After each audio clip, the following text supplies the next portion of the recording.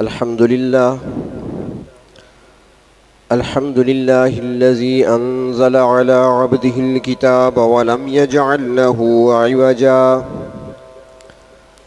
تبارك الذي جعل في السماء بروجا وجعل فيها سراجا وقمرا منيرا وأشهد أن لا إله إلا الله وحده لا شريك له وأشهد أن سيدنا ومولانا محمدًا عبده ورسوله أما بعد فأعوذ بالله من الشيطان الرجيم بسم الله الرحمن الرحيم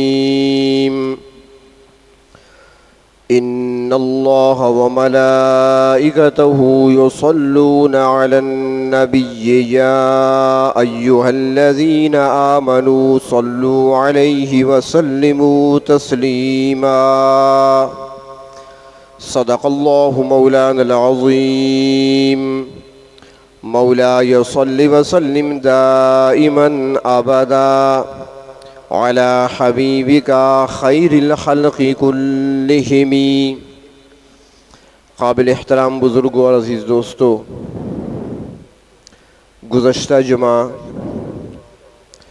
جمعۃ المبارک کی اہمیت اور اس کی فضیلت پر کچھ عرض کیا تھا، اور آج کے خطبہ جمعہ کے لیے یہ بات پہلے سے ہی بتا دی تھی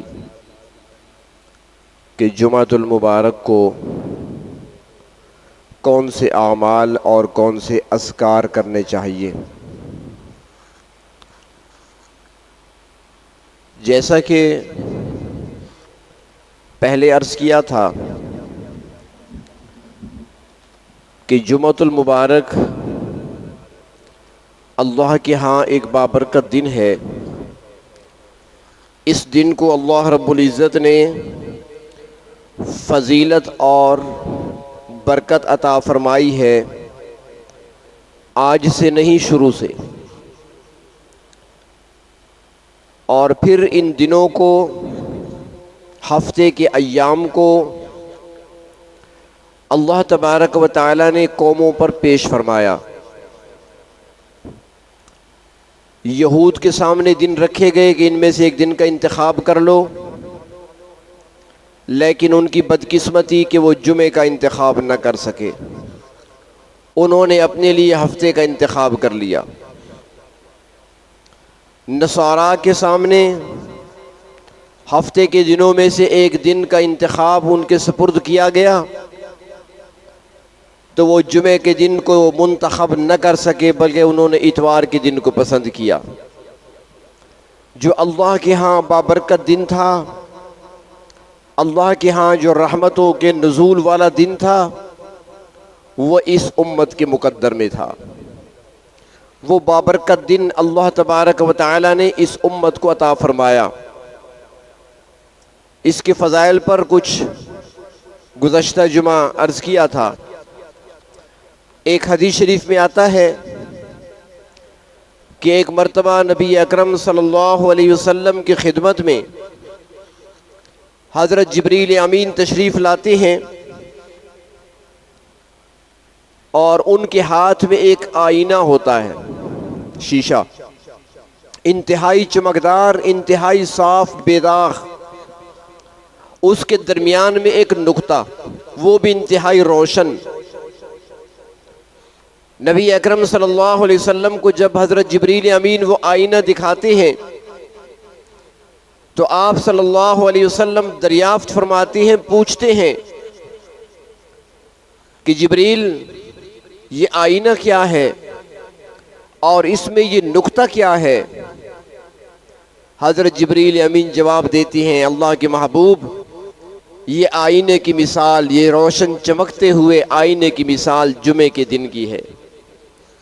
یہ وہ بابرکت دن ہے جس کو جمعۃ المبارک کہا جاتا ہے. اور فرمایا کہ آپ کے ہاں اس کا نام جمعہ ہے، لیکن ہمارے ہاں اس کا ایک نام یوم المزید بھی ہے. اور یہ جو نقطہ آپ کو نظر آتا ہے یہ میدان مزید کا نقطہ ہے۔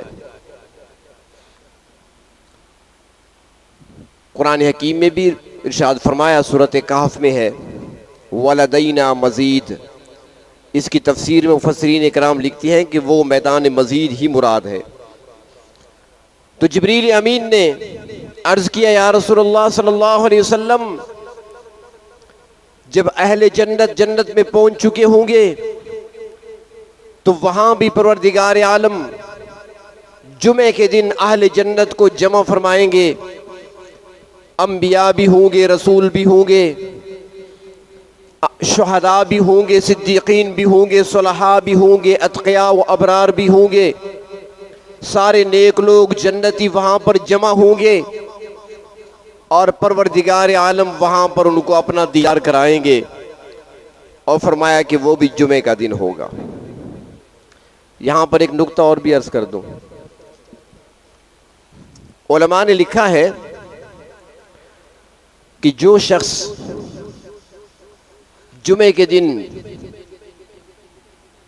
جلدی آ جاتا ہے مسجد میں، صحابہ کرام تو جلدی آیا کرتے تھے، صبح کے بعد ہی آنا شروع ہو جایا کرتے تھے، جمعے کے دن کا اہتمام ہے باقاعدہ وہ کیا کرتے تھے۔ نبی اکرم صلی اللہ علیہ وسلم کی احادیث مبارکہ ہیں، ایک نہیں کئی احادیث ہیں، فرمایا کہ جمعے کے دن غسل کیا کرو۔ آج کل چونکہ سرکاری ادارے کھلے ہوتے ہیں، ملازمین گھروں سے تو نہیں آتے غسل کر کے، انہیں آفس جانا پڑتا ہے، یا کوئی ٹیچر ہے تو اسکول جانا پڑتا ہے۔ حکم تو یہ ہے کہ غسل کر کے آئے انسان، اور اسی غسل کے ساتھ ہی نماز جمعہ ادا کرے، یعنی جو وضو ہو جاتا ہے غسل کے دوران۔ لیکن جو نہیں آ سکتے تو ان کو چاہیے کہ وہ صبح غسل کر لیا کریں، اس نیت سے اللہ تبارک و تعالیٰ کے خزانے میں کوئی کمی نہیں، اجر و ثواب عطا فرما دیں گے۔ لیکن غسل وہ جو صبح کے بعد کیا جائے، صبح کے بعد جمعے کی نیت سے غسل کر لیا جائے۔ غسل کرنے کا حکم دیا گیا، اور فرمایا گیا کہ صاف ستھرا لباس پہنا جائے، اگر نیا لباس موجود ہے تو وہ پہنے، اگر نیا نہیں ہے تو جو سب سے بہتر اچھا لباس ہے جمعہ نماز کے لیے وہ پہنا جائے۔ اس کے بعد فرمایا، بطور خاص فرمایا کہ جمعے سے پہلے مسواک کر لیا کرو۔ ویسے مسواک کا تو حکم ہے ہر نماز کے لیے، لیکن جمعے کے لیے بطور خاص فرمایا کہ مسواک کرنا۔ چوتھے نمبر پہ فرمایا کہ خوشبو لگاؤ، اگر کسی کے پاس ہے تو خوشبو کا استعمال کیا جائے۔ یہ باقاعدہ احادیث شریفہ میں ترغیب دی گئی ہے، اہل ایمان کو بتایا گیا ہے، جمعے کے فضائل بتائے گئے ہیں کہ یہ دن اس کو معمولی دن نہ سمجھو، بہت اہم دن ہے، بڑی اہمیت والا دن ہے، فضیلت والا دن ہے۔ تابعین کہتے ہیں کہ ہم صحابہ کرام کو دیکھا کرتے تھے، ہم ابو ہریرہ کو دیکھتے، عبداللہ ابن عمر کو دیکھتے، عبداللہ ابن مسعود کو دیکھتے، عبداللہ بن جابر کو دیکھتے، ہم صحابہ کرام کو دیکھا کرتے تھے کہ جب جمعے کا دن آتا تھا تمام کے جسم دھلے ہوئے ہوتے تھے، صاف لباس جسم پہ ہوتا تھا، ہر ایک کے جسم سے خوشبو مہک رہی ہوتی تھی، سر پر سفید دستار ہوا کرتی تھی، اور بالوں پر تیل لگا ہوتا تھا، صورت بتا رہی ہوتی تھی کہ اس پر نور برس رہا ہے جمعے کے دن کا۔ اہتمام کیا کرتے تھے باقاعدہ جمعے کا، یہ نہیں کہ دکان پہ جس حال میں بیٹھے ہیں بس ہاتھ منہ دھوئے آ کر بیٹھ گئے۔ اہتمام ہونا چاہیے، قدر و منزلت ہونی چاہیے۔ یہود نے ہفتے کا دن جب انہوں نے خود ہی چنا تھا اپنے لیے عبادت کا، جب اس دن کا انہوں نے احترام نہیں کیا، ادب نہیں کیا، تو نتیجہ کیا نکلا تھا؟ بندر اور خنزیر بنا دیے گئے تھے۔ اس امت پر تو اللہ کا کرم ہے کہ آج شکلیں مسخ نہیں ہوتی، ورنہ ہم کتنی بے حرمتی کرتے ہیں مقدس مقامات کی بھی اور مقدس ایام کی بھی۔ بابرکت دن ہے۔ تو میں عرض یہ کر رہا تھا، پچھلی بات یاد ہے؟ مشکل ہے، قوت حافظہ ذرا کچھ تیز کر کے توجہ رکھا کریں تو نہیں بھولیں گے آپ۔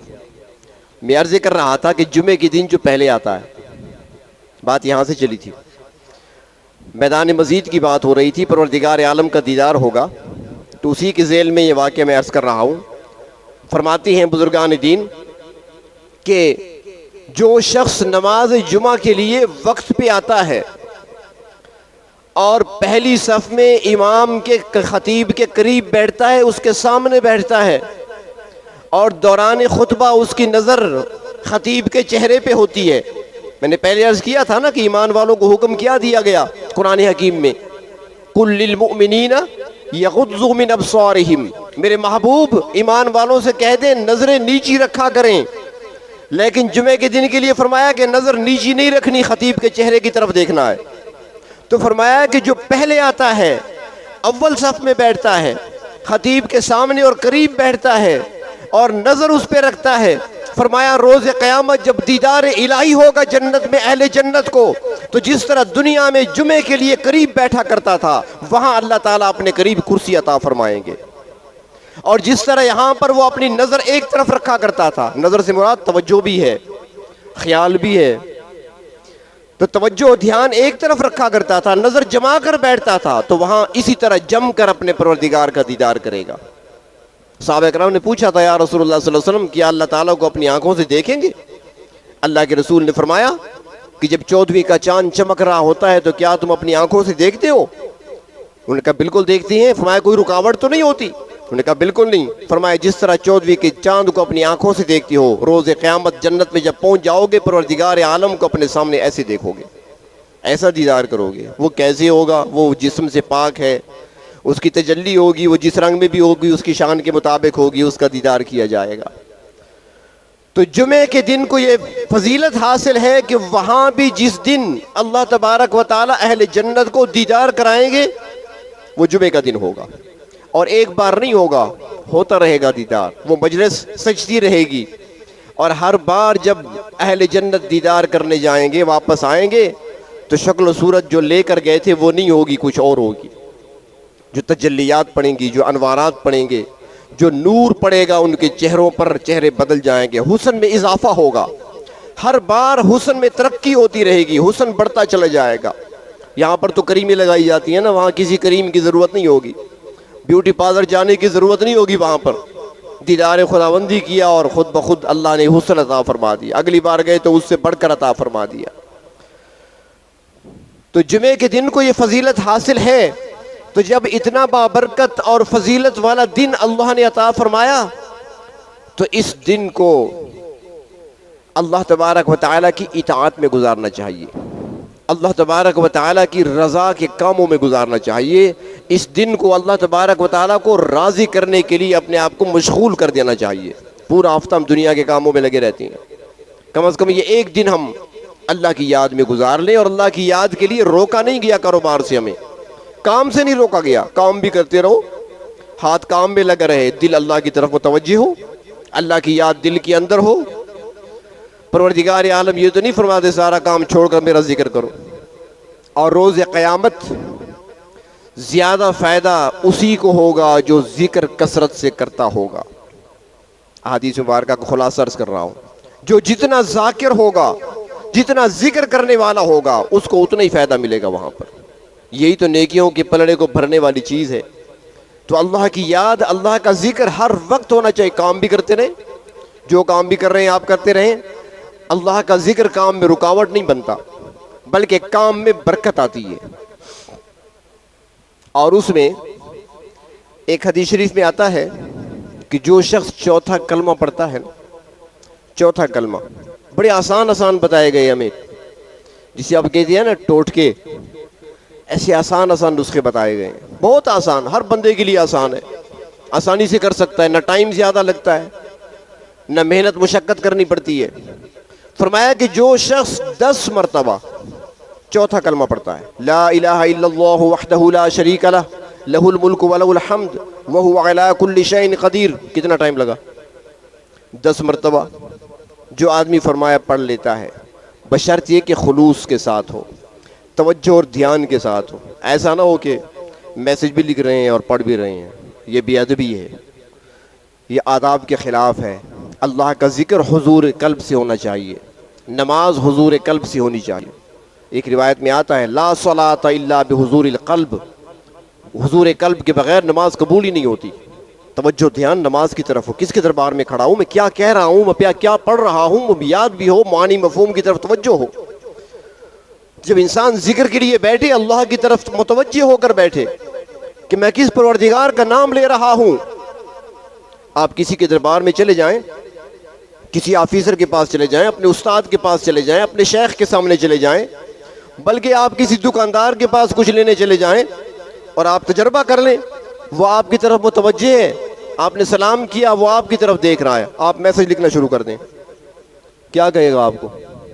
جو جواب دے گا میں نہیں کہہ سکتا، یہ خود سن لینا، پھر کسی دکاندار کے پاس جا کر دیکھ لیں، اب وہ آپ کے لیے کھڑا ہے، آپ لگے ہوئے موبائل پر، یہی تصور کر لیں کہ میں نے رب کو بلا لیا، رب میری طرف متوجہ ہو گیا، میں اس کام میں لگ گیا، میں کیا کر رہا ہوں؟ رب تو میری طرف متوجہ ہے، اس نے مصلی بچھا دیا، آ گیا میرے در پر، اب یہ میرے ساتھ بات کرے گا، گفتگو کرے گا، اپنی مناجات میرے سامنے رکھے گا، اپنے سوالات، اپنی حاجات، اپنی مشکلات بیان کرے گا، میں حل کروں گا، لیکن ہم کھیل میں لگ گئے۔ تو اس لیے اس کو آف کر دیا کریں، بند کر دیا کریں۔ ذکر و اذکار کے دوران موبائل فون آف ہونا چاہیے، بند کر کے سائڈ پہ رکھ دیں، اب میں رب کے ساتھ میرا تعلق ہے، اب بیچ میں کوئی نہ آئے۔ رب تعالیٰ یہی چاہتے ہیں کہ بندے کا میرے ساتھ تعلق محبت کا ہونا چاہیے، اور ساتھ خوف بھی شامل ہونا چاہیے، خشیت بھی ہونی چاہیے۔ تو فرمایا کہ جو شخص 10 مرتبہ چوتھا کلمہ پڑھ لیتا ہے، رب تعالیٰ کیا عطا فرماتی ہیں اس پر؟ فرمایا کہ جیسے اس شخص نے بنی اسماعیل کے، حضرت اسماعیل علیہ السلام کی اولاد میں سے 4 غلام اس نے آزاد کر دیے ہوں۔ اب ایک غلام آزاد کرنا کتنا بڑا اجر و ثواب رکھتا ہے۔ روایات میں آتا ہے جس نے ایک غلام آزاد کیا، اس کے ہر جوڑ کے بدلے میں اس کے ہر جوڑ کو جہنم سے خلاصی ملے گی۔ اب جتنے جوڑ میرے جسم میں ہیں تو اتنے جوڑ تو غلام کے جسم میں ہیں، گردن سے لے کر سر سے لے کر پاؤں تک یہ سارے جوڑ ہی ہیں ہمارے، تو اس کے بھی اتنے جوڑ ہیں ہر جوڑ کے بدلے میں۔ اور اگر قیمت کا حساب لگایا جائے تو کروڑوں میں بنتی ہے، جیسے اس نے کروڑوں روپے اللہ کے راہ میں خرچ کر دیے ہوں۔ 10 مرتبہ روزانہ کا معمول بنائیں، 10 مرتبہ صبح پڑھ لیں، 10 مرتبہ شام پڑھ لیں، 10 مرتبہ ہر نماز کے بعد پڑھ سکتے ہیں، کوئی ٹائم نہیں لگتا، لیکن بروز جمعہ تو بطور خاص پڑھیں۔ میں جمعے کے لیے عرض کر رہا ہوں، جمعے کے دن بطور خاص پڑھیں۔ اس لیے ایک اور حدیث شریف میں فرمایا کہ جو آدمی 100 مرتبہ سبحان اللہ و بحمدہ یہ کلمات کہتا ہے، مختصر جملہ ہے، سبحان اللہ و بحمدہ 100 مرتبہ اگر کوئی شخص کہتا ہے تو فرمایا اللہ کے محبوب صلی اللہ علیہ وسلم نے پروردگار عالم اس کے سارے گناہوں کو مٹا دیتے ہیں، چاہے وہ سمندر کے جھاگ کے برابر کیوں نہ ہو۔ کتنا انعام مل رہا ہے تھوڑی سی چیز پر۔ تو پورا ہفتہ نہیں کر سکتے، جمعے کے دن تو کر سکتے ہیں، جمعے کے دن معمول بنا لیں، 5 نمازوں کے بعد پڑھ لیا کریں، پورا دن ہے ہمارے پاس، اس پورے دن میں ہم پڑھ لیا کریں۔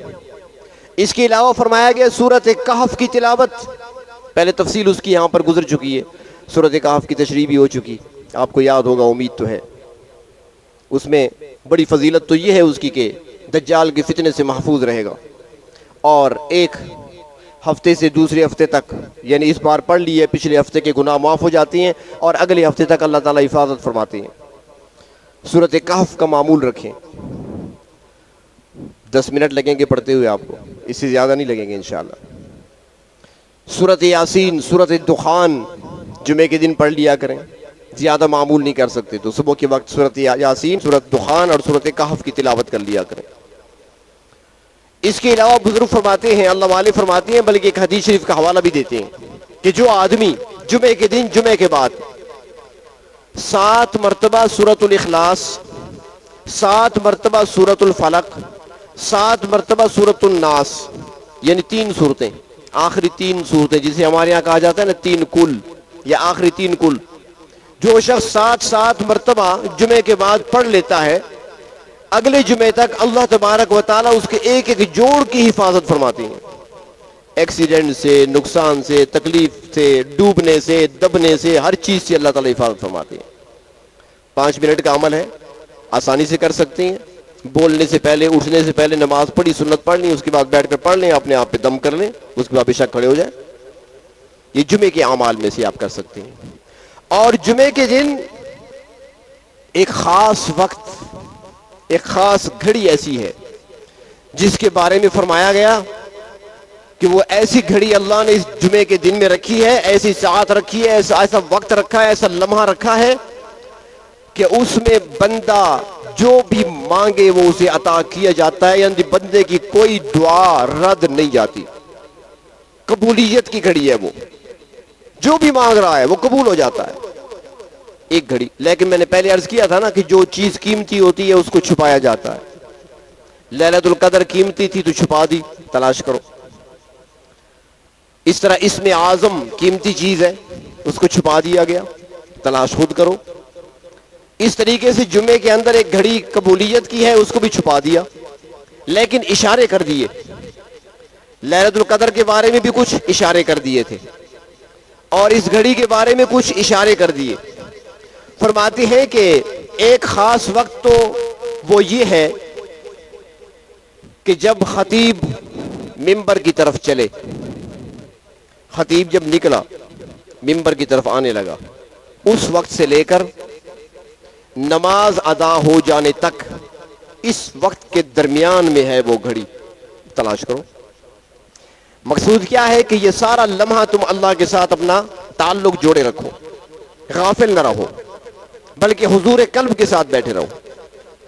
یہاں پر یہ بھی عرض کروں کہ جو خطبہ عربی کا پڑھا جاتا ہے، یہ ایک مسئلہ بھی سن لیں، جو خطبہ عربی کا پڑھا جاتا ہے اس میں بولنا، بات کرنا، اشارہ کرنا، کسی کو بلانا یہاں جاؤ، پیچھے چلے جاؤ، یہ ساری چیزیں منع ہے۔ حدیث شریف میں آتا ہے کہ جب خطبہ شروع ہو جائے، لا صلاۃ ولا کلام، اب نہ نماز پڑھنی ہے اور نہیں بات کرنی ہے، سب کچھ بند۔ یہاں تک کہ اگر خطیب خطبے میں نبی اکرم صلی اللہ علیہ وسلم کا نام مبارک لیتا ہے تو بھی آپ درود زبان سے نہیں پڑھ سکتے، دل میں بے شک، زبان نہیں لے، اور اس دوران آپ سنت بھی نہیں پڑھ سکتے۔ اگر کوئی آ گیا، عربی خطبہ شروع ہو چکا ہے تو بیٹھ جائے، اب سنت کا ٹائم نہیں ہے، نماز کے بعد پڑھیں۔ اگر کسی نے سنت شروع کر دی ہے، یہ مسئلہ سمجھنے ذرا، کسی نے سنت شروع کر دی ہے اور خطبہ شروع ہو گیا، اس کی پہلی رکعت ہے یا دوسری رکعت ہے، تو وہ 2 رکعت پر سلام پھیر دے، 4 پورے نہ کرے۔ 2 رکعت پر وہ سلام پھیر دے، خطبہ واجب ہے، خطبہ سنے۔ اب اس حد تک حکم ہے، اور اس میں یہ نہیں ہے کہ پہلے خطبے میں ہاتھ باندھ کر بیٹھیں اور دوسرے خطبے میں ہاتھ چھوڑ کر بیٹھیں، یہ ہماری اپنی باتیں ہیں، یہ ہم نے ساتھ شامل کر دی ہیں، ایسی کوئی نہیں۔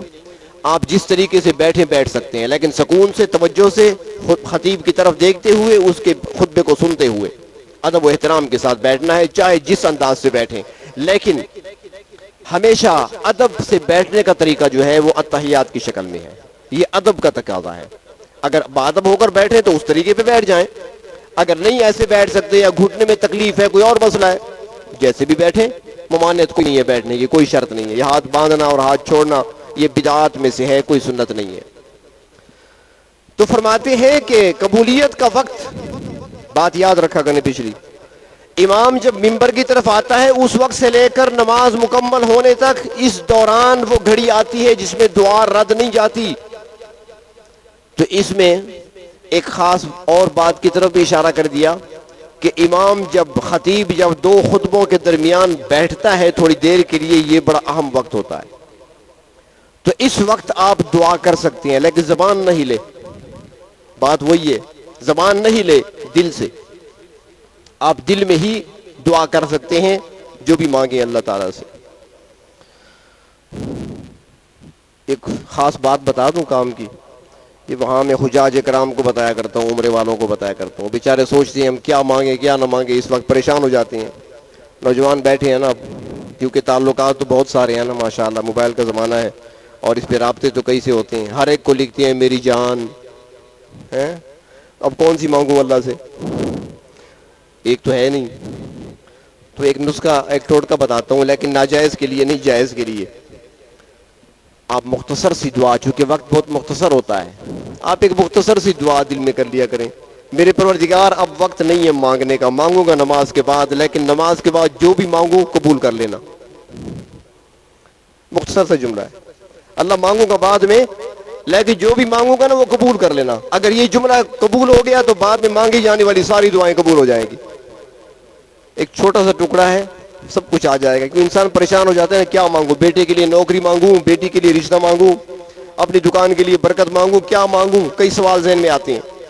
تو اس کی بجائے مختصر سے یہ بات پڑھ لیا کریں. اور وہ لوگ جو گناہوں سے بچتے ہیں، یہ شرط ساتھ ہے، جو اپنے آپ کو گناہوں سے بچاتے ہیں، جو اپنی نظروں کی حفاظت کرتے ہیں، اپنے آپ کو حرام کاموں سے بچانے والے ہیں، نیکی اور تقوی کے راستے پر چلنے والے ہیں، اس چیز کو کم سے کم استعمال کرنے والے ہیں، ان کے لیے دعا یہ ہے کہ وہ اس دوران یہ دعا کر لیا کریں: اللہم اجعلنی مستجاب الدعوات، اے میرے پروردگار مجھے مستجاب الدعوات بنا دے، میں جب بھی دعائیں مانگوں میری دعائیں قبول کر لینا.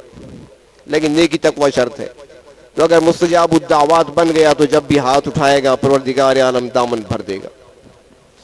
تو بہر طور ایک گھڑی قبولیت کی ہے، ایک وقت تو یہ بتا دیا، اور دوسرا وقت وہ حدیث شریف میں فرمایا گیا کہ عصر کی نماز سے لے کر غروب آفتاب تک یہ وقت بڑا قیمتی ہے، اس کو ضائع نہیں کرنا. دریا پہ نہیں جانا، اس وقت میں سیر سپاٹے پہ نہیں جانا، یہ بڑا قیمتی وقت ہے. اور ہمارے اکابرین ان اوقات کو ضائع نہیں کیا کرتے تھے. وہ عصر کے، ہمارے بہت سارے بزرگ ایسے تھے جو عصر کے بعد کسی سے بات ہی نہیں کیا کرتے تھے. گھر چلے گئے، دروازہ بند کر دیا، نہ گھر والوں سے بات کرنی ہے نہ کسی اور سے کرنی ہے. مغرب یعنی کہ غروب آفتاب تک اللہ کی یاد میں اور مناجات کے اندر مشغول رہنا. تو یہ خاص گھڑی اور خاص وقت فرمایا کہ اس دوران میں آتا ہے اور گزر جاتا ہے.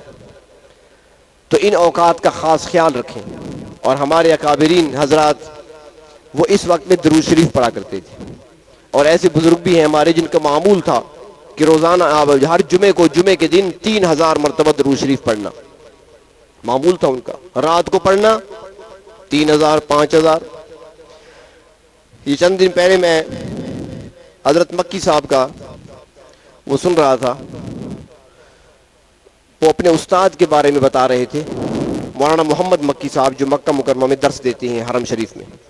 وہ اپنے استاد کی بات بتا رہے تھے کہ میرے استاد تھے، ان کے کئی اسباق تھے، سبق پڑھایا کرتے تھے. ایک سبق نہیں، یہ کتابیں پڑھانا مذاق نہیں ہے، دینی مدارس کی کتابیں، یہ اسکول کی کتابیں آسان پڑھانا، وہ بھی پڑھائی ہیں ہم نے، وہ بھی پڑھائی ہیں. لیکن اسکولوں میں تو بغیر تیاری کے بس چلے جاؤ اور پڑھا دو، جو ہے رٹے رٹائے جملے ہیں. وہاں پر چاہے آپ 20 سال 40 سال پڑھا چکے ہیں پھر بھی بغیر مطالعہ کے نہیں جا سکتے. آپ پہلے تیاری کرنی پڑے گی، پھر جا کر پڑھانا ہوگا. اور اگر آدھے گھنٹے کا پیریڈ ہے تو اس کے لیے آپ کو 2 گھنٹے تیاری کرنی پڑے گی. اور پھر جس کے پاس کئی مضامین ہوتے ہیں، کئی پیریڈز ہوتے ہیں، تو اس کے لیے مشکلات زیادہ ہوتی ہیں. تو فرماتے ہیں کہ وہ کئی پیریڈز پڑھایا کرتے تھے ہمیں. تو فرماتی ہیں ایک دن میں نے دیکھا تو مسجد میں بیٹھے تھے اکیلے اور مسکرا رہے تھے. میں نے دیکھ لیا، چلا گیا. میں نے جا کر دوسرے دن پوچھا، استاد صاحب رات میں نے آپ کو دیکھا آپ اکیلے مسجد میں بیٹھے مسکرا رہے تھے. فرمایا اوئے تم کہاں تھے اس وقت؟ میں نے کہا جی میں آیا تھا، دیکھ کر چلا گیا تھا. فرمایا نہ آیا کرو ایسے وقت میں.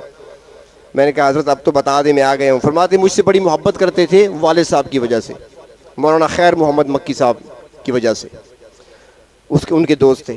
فرمانے لگے اچھا سننا ہے تو پھر سن لو، یہ کسی کو معلوم نہیں ہے، تمہیں بتاتا ہوں. میں اسباق بھی پڑھاتا ہوں، مطالعہ بھی کرتا ہوں، باقی کام بھی ہوتے ہیں، لیکن روزانہ 1,00,000 مرتبہ درود شریف پڑھنا میرا معمول ہے. 1,00,000 مرتبہ. فرمایا کہ جب کوئی تنہائی میں بیٹھتا ہوں تو پھر عجیب خوشبو ہوتی ہے اور عجیب مٹھاس منہ میں آتی ہے. اس وقت بھی وہ لمحہ تھا اس لیے مسکرا رہا تھا. تو ایسے بزرگ بھی گزرے ہیں. ہم سے تو 100 مرتبہ نہیں پڑھا جاتا، تسبیح نہیں پڑھی جاتی.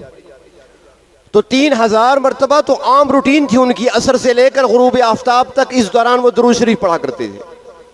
تو یہ لمحات بڑے قیمتی ہیں، آپ بھی بیٹھ کر پڑھیں. درود شریف میں فائدہ ہمارا ہی ہے. حدیث شریف میں آتا ہے کہ جو ایک مرتبہ اللہ کے محبوب صلی اللہ علیہ وسلم پر درود بھیجتا ہے پروردگار عالم اس پر 10 رحمتیں نازل کرتے ہیں. 10 رحمتیں. تم نے میرے محبوب پر درود بھیجا، خوش ہو جاتے ہیں رب تعالیٰ. بھیجنے والے پر 10 رحمتیں. اور فرمایا کہ جو جمعے کے دن درود بھیجتا ہے تو جمعے کے دن بھیجے ہوئے درود پر رب تعالیٰ 70 رحمتیں نازل فرماتے ہیں. بڑھ جاتا ہے. اس لیے درود شریف کثرت سے. اور ہمارے محسن ہیں، ہم پر احسانات ہیں، ہم ان احسانات کا بدلہ نہیں چکا سکتے. آج اگر ہمیں ممبر ملا ہے تو ان کے قدموں کے صدقے ملا ہے. آج اگر ہم نمازیں پڑھ رہے ہیں تو ان کی برکت سے. آج اگر ہم نے کلمہ پڑھا ہے تو انہی کی برکت سے. اگر آج مسلمان کہلاتے ہیں تو انہی کی برکت سے. ہمارے پاس کیا تھا اپنا؟ سب کچھ ملا ہے تو انہی کی دم قدم سے ملا ہے. محسن ہیں ہمارے. اور کچھ نہیں تو کم از کم درود شریف تو پڑھ سکتے ہیں، جمعے کے دن تو پڑھ سکتے ہیں. تو عصر سے لے کر غروب آفتاب تک. ایک عمل اور بتا دوں آج کل لوگ اکثر کہتے ہیں جنات پریشان کرتے ہیں، شیاطین تنگ کرتے ہیں، گھر کا ماحول اچھا نہیں ہے، اثرات معلوم ہوتے ہیں گھر پر، کسی کی نظر بد لگ گئی، تو اس کے لیے معمول بنا لیں کہ جمعے کے دن عصر کی نماز کے بعد 70 مرتبہ آیت الکرسی حفاظت کے لیے پڑھ لیا کریں، انشاءاللہ پورا ہفتہ حفاظت رہے گی۔ عصر کے بعد 70 مرتبہ پہلے درود شریف پڑھیں، اگر زیادہ نہیں 80 مرتبہ جو عام طور پہ سارے حضرات جانتے ہیں، عصر کے بعد بغیر کسی سے بات کیے نماز پڑھ کر اسی جگہ بیٹھ کر 80 مرتبہ درود شریف پڑھنا، اللہم صلی علی سیدنا محمد النبی الامی وعلی آلہ وبارک وسلم، یہ درود شریف 80 مرتبہ عصر کے بعد پڑھنا۔ اس کے بعد درود شریف اور بھی پڑھ لیں، اور سب سے بہتر درود شریف، افضل درود شریف وہ درود ابراہیمی ہے جو نماز میں پڑھتی ہیں، اور وہ نبی اکرم صلی اللہ علیہ وسلم نے خود تعلیم فرمایا تھا اپنے صحابہ کو، سب سے افضل وہ ہے۔ اور اس کے علاوہ باقی بھی ہیں، کوئی بھی پڑھے۔ اگر آپ کے پاس وقت کم ہے یا آپ سوچ رہے ہیں کہ مجھے بار بار اپنے گاہکوں سے بات کرنی پڑتی ہے، بولنا پڑتا ہے، تو درود شریف مکمل ہوگا، وہ کھڑا رہے گا بیچارہ، میرا منہ دیکھے گا، میں درود شریف مکمل کروں گا، تو ان کے لیے مختصر درود ہے، یہ تو پڑھ سکتے ہیں، یہ بھی درود ہے، ثواب اس پر ملے گا۔ اور کیا؟ صلی اللہ علیہ وسلم، آسان ہے، پڑھ لیں ذرا ثواب ملے گا۔ صلی اللہ علیہ وسلم پڑھتے رہا کریں سارا دن، کئی ہزار مرتبہ ہو جائے گا دن میں، اور پھر 1 بار 4 بار 6 بار آپ درود ابراہیم بھی ساتھ پڑھ لیا کریں، یہ تو آپ چلتے پھرتے پڑھ سکتے ہیں۔ صلی اللہ علیہ وسلم ساتھ بھی ہے، سلام بھی ہے، دونوں چیزیں اس کے اندر ہیں، آسانی سے پڑھ سکتے ہیں، لیکن پڑھیں توجہ دھیان سے۔ ہمارے ہاں کیسے پڑھا جاتا ہے، ہم شارٹ کٹ کرنے لگے، ہر چیز کو ہم کٹنگ کرنے لگے ہیں۔ اب کیا کہا جاتا ہے؟ حضور صلی اللہ علیہ وسلم، صلی اللہ علیہ وسلم، آگے کچھ نہیں۔ یہ کون سا درود ہے بھائی، کہاں سے نکالا؟ حضور نے فرمایا صلی اللہ علیہ وسلم، نہ کیا کرو ایسے، خدا را ایسے نہ کیا کرو، ادب سے نام لیا کرو۔ پوچھا جائے گا روز قیامت، محبوب کہیں گے اپنے دوستوں کا نام تو ادب سے لیا کرتے تھے، میرا نام زبان سے ادا کرتے ہوئے تمہیں تکلیف ہوتی تھی؟ کیا جواب ہوگا ہمارے پاس روز قیامت؟ اگر پوچھ لیا جائے ہم سے میرا نام لینے کے لیے تمہیں کیا تکلیف ہوتی تھی، ادا ہی نہیں کر سکتے تھے تم؟ گستاخی بے ادبی معاف نہیں ہوگی اللہ کے ہاں۔ اور اگر اخلاص سے پڑھا جائے تو درود کام آئے گا۔ حدیث شریف میں آتا ہے، آخری بات کر کے بات مکمل کرتا ہوں، کہ روز قیامت حضرت آدم علیہ السلام ایک بلند مقام پہ کھڑے ہوں گے، قد مبارک تو سب سے بلند ہے، اس وقت بلند مقام پہ کھڑے ہوں گے، سبز لباس پہنے ہوئے ہوں گے، دور دور تک اپنی اولاد کو دیکھ رہے ہوں گے۔ فرمایا دیکھیں گے حضرت آدم علیہ السلام ایک نبی اکرم صلی اللہ علیہ وسلم کی امتی کو فرشتے گھسیٹ کر جہنم کی طرف لے جا رہے ہیں۔ حضرت آدم علیہ السلام دیکھ کر پکاریں گے، یا احمد یا بنی یا احمد، اے بیٹے اے احمد کہاں ہو؟ اللہ کے محبوب فرمائیں گے لبیک، ابا جان کیا ہے؟ حضرت آدم فرمائیں گے آپ کی ایک امتی کو فرشتے جہنم کی طرف لے جا رہے ہیں، وہ بیچارہ رو رہا ہے، چلا رہا ہے۔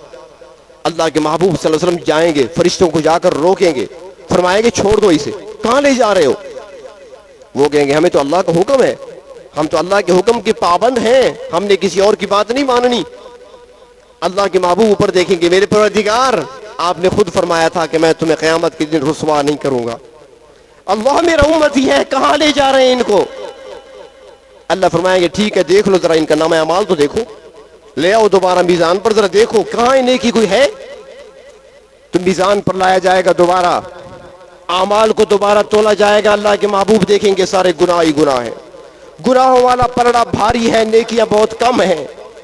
اس موقع پر اللہ کے محبوب ایک پرچی نکالیں گے، نیکیوں کے پلڑے میں رکھیں گے، پلڑا جھک جائے گا، گناہوں والا پلڑا اڑنے لگے گا۔ عرض کریں گے اللہ آپ دیکھ لے، اب تو نیکیاں بڑھ گئیں۔ اللہ تعالیٰ فرمائیں گے ٹھیک ہے، نہیں بھیجنا جہنم کی طرف، جنت کی طرف لے جاؤ۔ وہ شخص مڑ کر دیکھے گا، کہے گا آپ 2 باتوں کا جواب تو دے دیں، یہ پرچی کیا تھی اور آپ کون ہیں؟